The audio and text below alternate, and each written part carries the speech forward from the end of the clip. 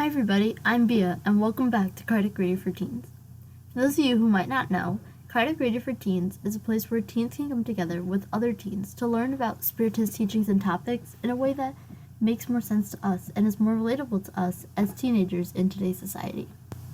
So, we've been reading the Spirits book together, question by question, page by page, really going through it and trying to get a basic understanding of Spiritism. Not a complete understanding, not a full understanding, because that isn't possible reading the Spirits book one time through and understanding everything. But getting a basic understanding, a basic concept for things that now we can go studying more, because last week we finished the Spirits book, so now we can go studying more things and bring in those teachings that we learned from the Spirits book, that basic fundamentals that we gained from the Spirits book. We can bring it in to other studies, as well as it's important to keep studying the Spirits book, right? We're not going to learn everything right away. We need to keep reading it over and over, and sometimes you read it one way and you interpret it one way that maybe applies to your life at the moment, but then at a different point in your life you read it again and it applies to you in some other aspect of your life.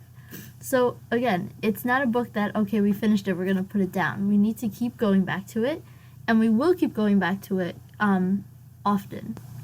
So what I was planning to start today is The Gospel According to Spiritism by Allan Kardec.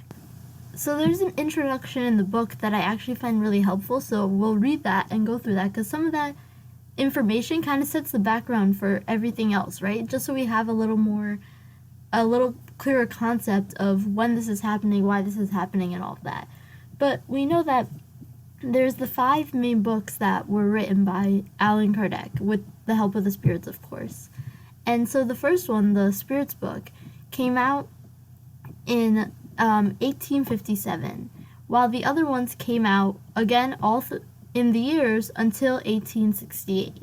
So in those 5 books, the Gospel According to Spiritism was the third of the sequence, but there were other little ones that were also thrown in the timeline, like What is Spiritism, and 2 that are not translated into English yet, but once they are, we'll also look into those.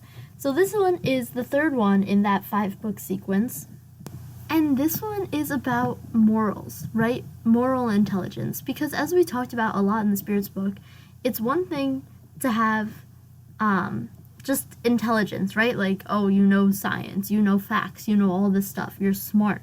It's one thing to be smart, but if you don't have the moral intelligence, if you don't have those good morals that are holding you up, then you're not going to be as advanced, right? So it's not about just being smart. It's just not about getting good grades and being the head of the class, but also having those good morals, right? That's when you're really going to be evolving. That's when you're really going to be making a difference. And we know that in the Spirits book, we talked a lot about helping one another, right? Charity and love. And that doesn't come from intelligence, right? That comes from being caring. Because think about, even people who are super smart, they have a lot of money, they might not care for anyone, right? They might not help anyone do anything with their time, right? So we need that moral goodness. That's why this book is so important for us, to really not only learn Spiritism, but now apply it to our lives, right? And put that good morals in there. And right here in the title page of the book, it says, The Gospel According to Spiritism, containing the explanation for the moral maximums of Christ, their concordance with Spiritism, and their application in various circumstances of life. So again, it's about the moral teachings that Jesus brought us, how we connect that with Spiritism, because a lot of people read through the Bible and they might not understand something, because we know that in the past they used a lot of figurative language, right? They used a lot of stories to make it simple so that the people could understand. But now we look at these stories and say, okay, we don't have to take this story literally, but what's the meaning behind it? What can we get from that? So as we were saying, the moral teachings that Jesus brought us, how that relates to Spiritism, because it might not be obvious, and the application to our lives, which is the important part for us, for our self-improvement, right? To learn, not only learn, but then input it into our lives, right? Use it in our lives, because that's how we're going to evolve. And then there's a little index of the different things that are the different little passages and how it's split up. Not really chapters, but sections that are split up in the book. And then there's the acknowledgments from the translator, right? Because we know that to English, for the book to be in English, it's been translated a couple times. And the interesting part that I thought we should read is translator preface.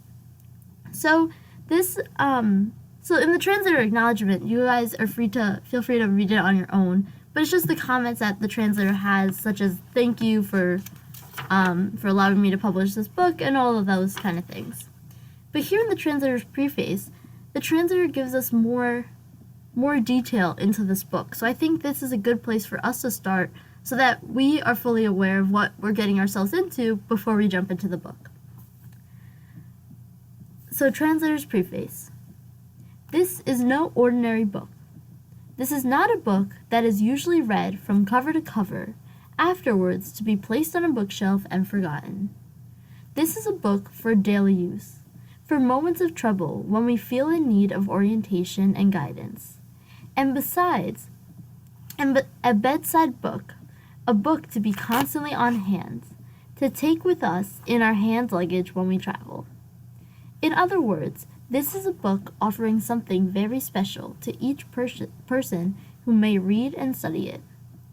A book which brings peace of mind and which comforts in time of bereavement. A book even for those who have only a faint knowledge or belief in God and Jesus. This is a book that can change lives by bringing tranquility out of chaos, certainty out of disbelief, as well as compensate for both material and spiritual loss. But most importantly, it brings us to the answer to many questions that we have been asking. Those famous questions such as, who and what am I? Where did I come from? What am I doing here? Where am I going? It brings us rational and logical explanations of such matter as reincarnation, inequity of wealth in the world, inequality of wealth in the world, the reason why we sometimes hate certain people on sight, and the many disharmonies that exist between husband and wife, brother and sister, parents and children, and much more. So right here we got a really good look into the book. And they're saying, again, like we mentioned with the Spirits book, this isn't an ordinary book, right? You're not going to read it one time and then put it back on the bookshelf. And especially this book, because often what people do is when they have the gospel at home, right, when they're studying the gospel at home, they just pick up this book and they flip to a random page. Because the book, you don't have to be going in order. We might read it in order, we might jump around a little bit. You don't have to go in order because there's just different teachings and different messages and different explanations on different pages. So often people just open to a random page and read that message, right? And we say that if you're praying and if you're connecting yourself, then you'll open to the page that you need, right? You'll open to the page that will be beneficial to you.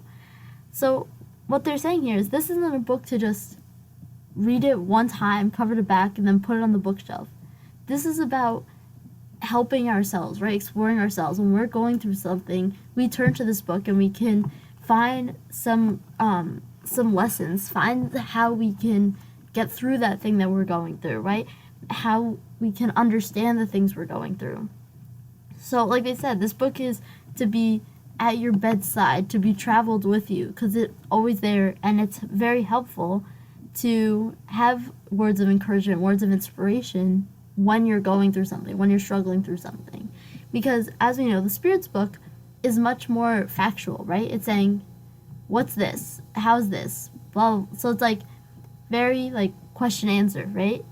And of course we learn so much about the basics of Spiritism, but this is giving us more messages that we can apply to our lives, right? And use to our improvement and kind of a different learning, kind of going back to the way Christ taught in these little stories, right? In these little applications to life, instead of the Spirits book that is just kind of like scientific questions.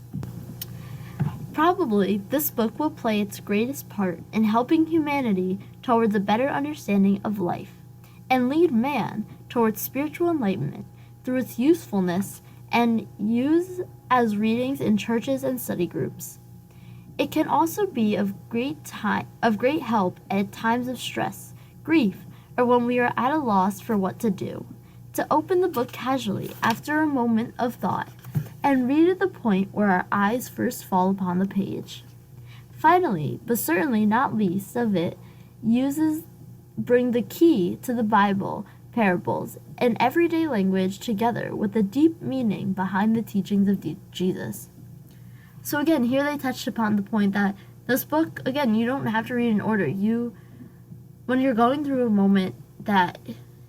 rough moment, you can take a moment to connect your thoughts, right? Connect your thoughts to God, to Jesus, to the good spirits that are guiding us.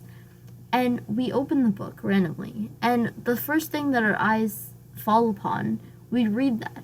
And oftentimes, that is going to help us in some way, right? That is going to have a message there that is to help us in that situation that we're going through.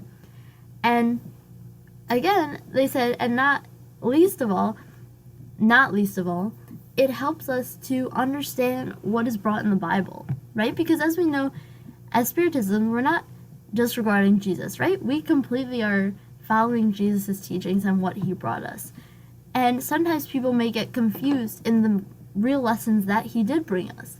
So here it gives a more clear explanation of how Jesus really wanted us to apply those things into our daily lives. And now the author, the translator of this book, the translator continues to give us a little summary of Allan Kardec's life, right? Which gives us a little background of what he was doing at this time, how he got to the point that he got to, that he's writing these books that we're reading and studying.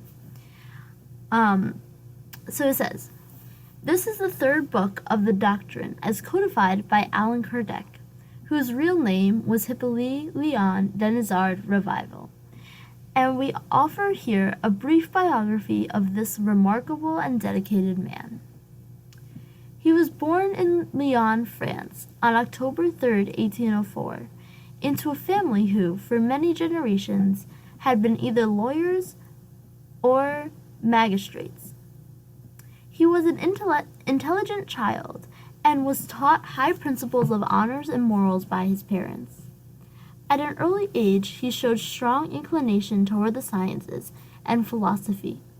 When he was 10 years of age, he was sent to the Institute of Pestalozzi at Verdun in Switzerland, where he soon acquired the habit of investigation and learnt the art of free thinking.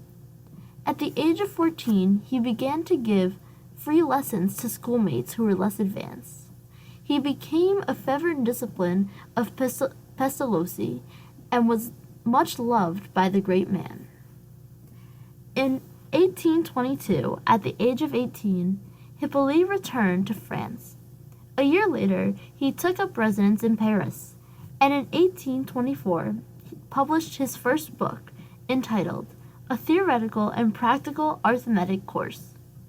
This was so successful that it continued to be reprinted until as late as 1876. He had an instinct for methodology, and this was only the beginning, for he was to publish many other books on varying subjects, including A Classic Grammar of the French Language in 1829. The French University adopted some of these books, and their sales rendered him a sufficient income to live on, who he continued to give free lessons to school children.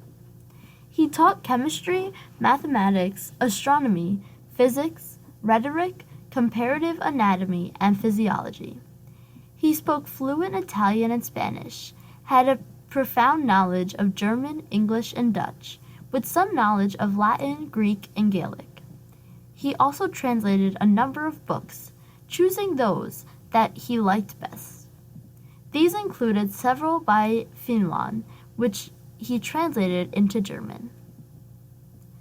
So right there we can see that he was already very involved at a young age, and he was already writing books. Of course they weren't our Spiritist books yet, but he was already writing books, and not only writing books and getting money from that, but using that fact that he didn't have to work so hard, like using the fact that he didn't go to a 9 to 5 job like we're used to, he used that to teach school students for free, right? To help students. Even when he was in school, when he was only 14 years old, he began to help those who needed help. He wasn't like, oh, I'll tutor you, give me some money.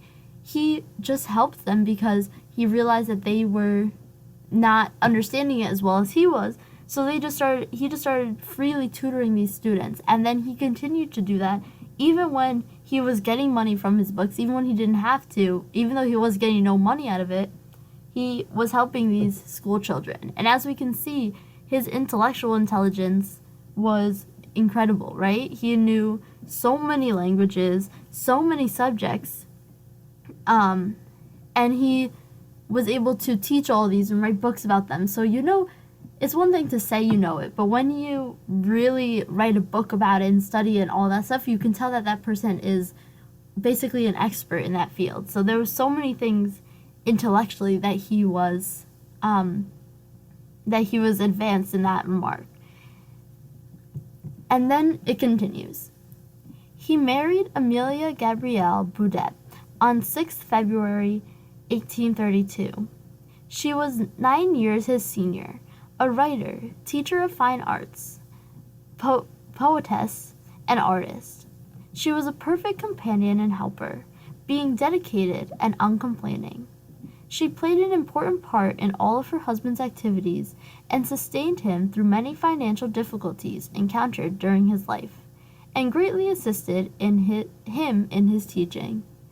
So his wife came in and was a great support for him in that time, right? Made it possible for him to write all these books that we read today. Because you know that if you're writing and you're not selling anything and you're not working, then you don't have that money. So she was really a great support for him, that now we are able to have all these books and stuff. This extraordinary man could not have been renowned and wealthy through his various talents, but this was not to be. He was a man with a mission. Between 1848 and 1850, an explosion of spirit phenomena occurred in America, and even more strongly in Europe. A posthumous work published in 1890, Kardec had written, "It was in 1854 that I heard about turning table for the first time." His friend, Mr. Fortier, brought him the initial news of this extraordinary happenings. The tables also talk. Kardec replied to this was, "I will only believe when I see it, and when it can be proven to me that a table has a brain which can think, nerves to feel with, and can also become somnambulant. Until then, allow me to see nothing more than fantasy in these stories." He had always been a disbeliever of such thing as ghosts. So now we're getting into where the Spirits book comes in and where all these other books come in. And they're saying here, so first he heard about these phenomena, right? They were first hearing about it with these crazy phenomena such as the tables turning, the tables talking, the tables moving. And again, he was saying, no, I'm not going to believe any of that until I see it, until I can prove that there's a reasonable explanation for this. I'm not going to believe it. So then they continue. After various encounters with Mr. Fortier, in 1855, he was finally persuaded to attend a séance, and his curiosity was aroused. He then became a frequent visitor at the séance and in the house of a certain Mr. Bawden. It was in fact here that he began his studies and research. He was never to become a medium, but become quite intuitive. On 30th April 1856, a medium in his group received the first indication of his mission from a spirit. His wife always accompanied him to all the meetings and eventually became his secretary, upholding him in every aspect of his work. He adopted the nom de plume of Allan Kardec, so that the work of the codification should not be confused with his own works. The first book of the codification, the Spirits book, was published in 1857. That same year, he also began his meetings in his own home. A year later, he founded the Parsons Society for Spiritist Studies. So here we see that he went one time, right, and saw this phenomenon of the tables turning and that kind of thing. He continued to study, continued to go, and eventually, like they're saying, eventually he was starting to believe it. He saw these mediums, and right, they were doing he was doing studies and research and how this could be possible. And eventually, he finally kind of got signs of his mission from a spirit that it was his mission to write these books, right, to codify the teachings of the spirits. And he took on the name Allan Kardec because, like we said before, he already had these books and he was already pretty well known, so he didn't want people to think that the work of the spirits was his work, right? Because it was the spirits that were giving him this information. So to not have that misunderstanding, he took on the name Allan Kardec so that it would be separated from what he has already done in his past and not be confused. And then it says here, they published the Spirits book, and in the same year, they began almost a center in their house, right? A Spiritist center that we know today. The few remaining years of his life were dedicated to the work and completion of the codification, and to lecturing on Spiritism and its philosophy. He also made exhaustive journey in order to take the word to as many places as possible, all of which he completed at his own expense. So the rest of his life he dedicated to Spiritism. He dedicated to writing the codification, writing the books, and spreading it, right? Spreading it in lectures and other places, getting Spiritism out there. On March 31st, 1869, Allan Kardec was preparing to leave their home in the Rue Saint-Anne in order to move to Villa Serga. But as he was attending to a sales clerk from a shop book, he suddenly collapsed forward and, without saying a word, disincarnated at the age of 64. The most probable cause of his sudden death being a rupture of an aneurysm of the aorta. The passing from earth into the spiritual world was instantaneous, a peaceful falling asleep, a fitting end to a life well lived. But although the physical man is no longer with us, he lives on in spirit, continuing his work by inspiring, stimulating, and encouraging us to continue our search for knowledge. So, and then they're saying in 1869, at the age of 64, he passed away, and they say they don't really know how, but they imagine an aneurysm.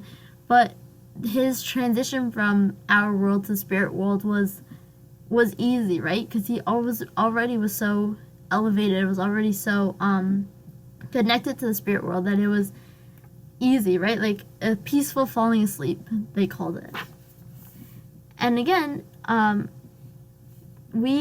just because Allan Kardec's not with us, we know that that's not it, right? Because that's what he brought us in these codifications. That's what he helped us understand from the spirits, that that's not it. And he's still in the spirit world. He's still inspiring us to learn all of these things and to do better and to morally progress, right? It's not just about the intellectual, but the moral that follows it. So I thought that was a really good little brief explanation on Kardec's life, because sometimes it's important to understand what was going on in that time period, right? How this happened, because it gives us more context of where this fits in, right? If it's nonsense or do we believe this book, right? So that was a good little summary of Allan Kardec. And there's so much that's interesting about his life, so I encourage you guys to look it up and search more about his life. Next week, we'll continue on into the introductions, which tell more about the book, right? Because that was a little summary about Allan Kardec, but it's going to tell more about this specific book, The Gospel According to Spiritism, and hopefully we'll be able to get those messages and apply them to our daily lives, and apply them to those things that we learned in the Spirits book already. Before we leave off today, I'd like to read our message from the Daily Book of Positive Quotations by Linda Picone for today's date, February 26th. Resilience. It's not whether you get knocked down, it's whether you get back up. Vince Lombardi. Watch a baby learning to walk. When she first goes from crawling to walking, she's down more than she's up. There may be a few tears, but she quickly bounces back up, ready to try again. The urge to walk, to explore the world in a new way, keeps her going. Wouldn't it be great if we could maintain the same kind of spirit? A baby doesn't think, "Gee, I fell, now I'll never learn to walk." As adults, we sometimes let our failures discourage us. If something goes wrong one time, we think it will always go wrong. We don't get up to take the next step. I know I'll fail once in a while, but I can learn from my failures. When I try something new that I fear I'll fail at, I remind myself that I've succeeded in the past by persisting. If at all you guys have any questions, comments, concerns, any topics you want me to clear up from the Spirits book, anything at all, feel free to email me at kardicreaderforteens@gmail.com and I'll get back to you right away. I'm Bia, and this has been Kardic Reader for Teens. Thank you all for listening. This has been Kardic Radio for Teens. Thank you all for listening.